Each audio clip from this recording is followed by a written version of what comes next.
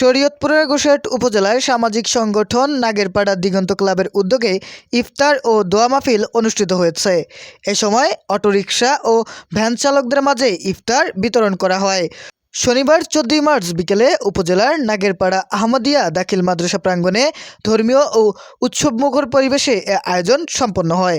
আয়োজকরা জানান, এলাকার যুব সমাজকে মাদক ও জুয়ার মতো ক্ষতিকর অভ্যাস থেকে দূরে রেখে ভালো ও সামাজিক কাজে সম্পৃক্ত করতেই এই ইফতার মাহফিলের আয়োজন করা হয়েছে।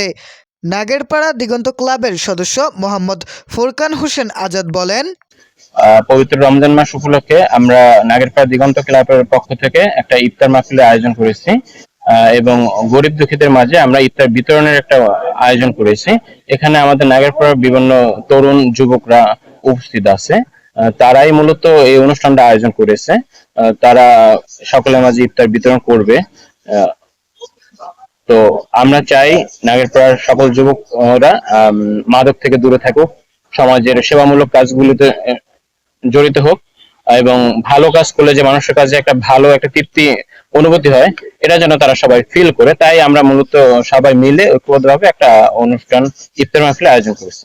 এতে এলাকার প্রায় 150 জন মানুষ অংশগ্রহণ করেন, যার মধ্যে অধিকাংশই ছিলেন যুবক।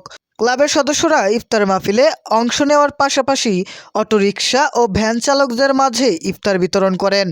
অনুষ্ঠানে দেশ ও জাতির কল্যাণ কামনায় বিশেষ দোয়া করা হয়।